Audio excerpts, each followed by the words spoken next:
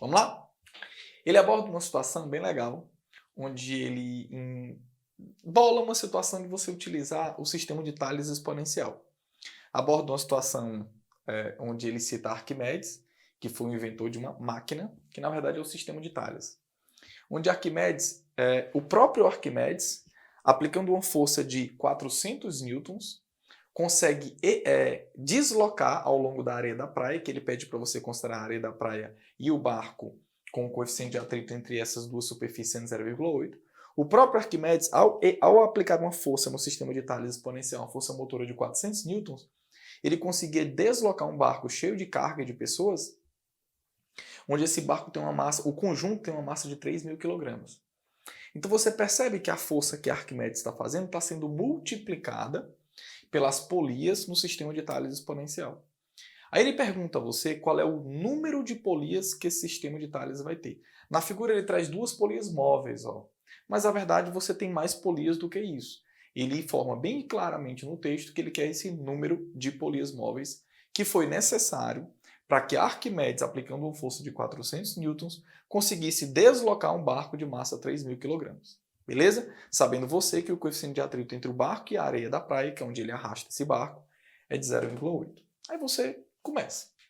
Primeiro passo é nós aplicarmos a expressão da questão anterior, onde eu te expliquei a teoria em que há a aplicação da força motora no sistema de Thales exponencial.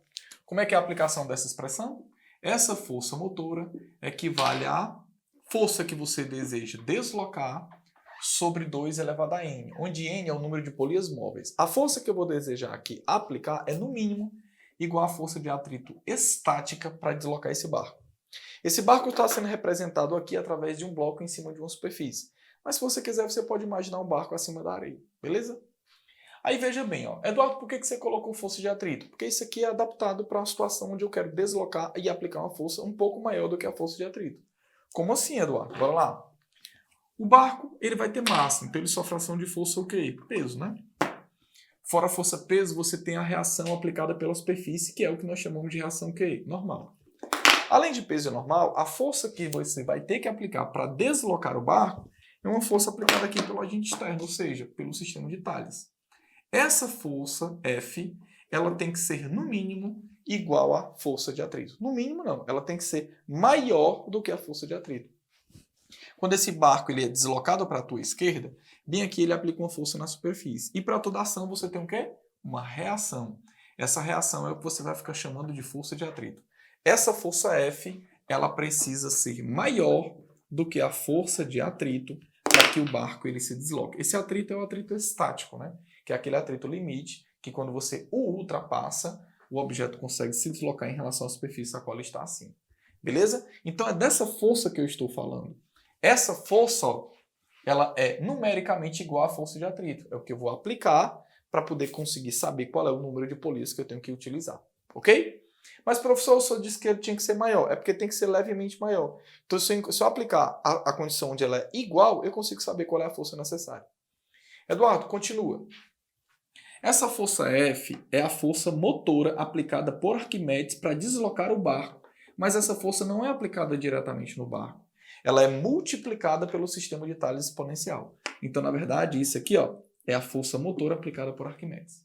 O que você precisa perceber? Qual é a relação que há entre a motora aplicada por Arquimedes e a força necessária para deslocar o barco, onde eu estou adotando essa força numericamente igual à força de atrito, que é a condição onde esse barco vai ficar na iminência de entrar em movimento. Então, essa força motora, ele nos forneceu na questão, equivale a 400 newtons. A força de atrito necessária para deslocar o barco, no mínimo, é igual a quanto? É o que a gente tem que calcular. Essa força de atrito, ela é igual a quem? Mi vezes a normal. E essa força de atrito vai ser, qual é o Mi, que é o coeficiente de atrito entre a superfície? 0,8. Qual é a normal? O normal aqui é numericamente igual ao peso, né? Então, se o peso ele é uma massa vezes a gravidade, então a massa é de 3.000 kg, vezes a gravidade, que é 10. Vou cancelar aqui, ó. 0 com 0. Isso vai dar justamente 3 vezes 8, 24. Essa força de atrito estática, que é a mínima necessária que necessita ser ultrapassada para esse objeto entrar em movimento. 3 vezes 8, 24. 0, 0, 0, medida em newtons. Então, essa força de atrito estática, 24.000 newtons.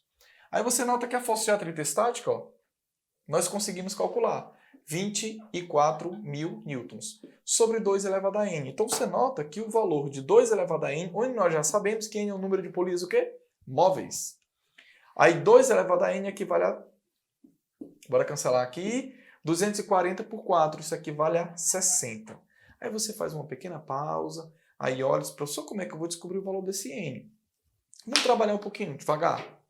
Se fosse 2 elevado a 1, 2 elevado a 1 equivale a 2, né?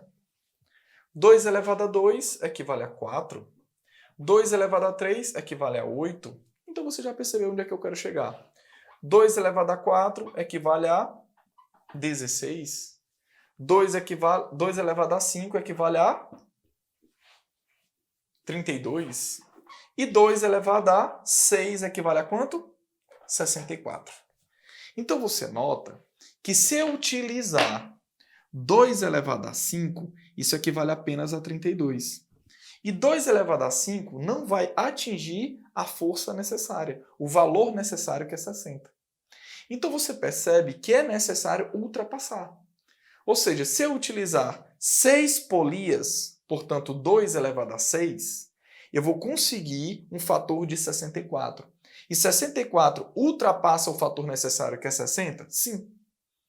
Então, se eu utilizar 6 polias, Arquimedes conseguirá facilmente, com a força que ele aplica, 400 newtons, reproduzir o valor da força necessária para deslocar o barco, que é uma força maior do que o valor da força de atrito, 24 mil newtons.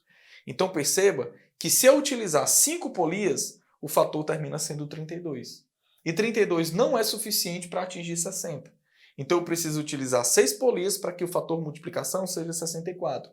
E se for 64, essa força necessária ultrapassa a força de atrito, que é quanto? 24 mil newtons. Isso faz o gabarito da tua questão ser adotado como sendo um número de, no mínimo, 6 polias. Beleza?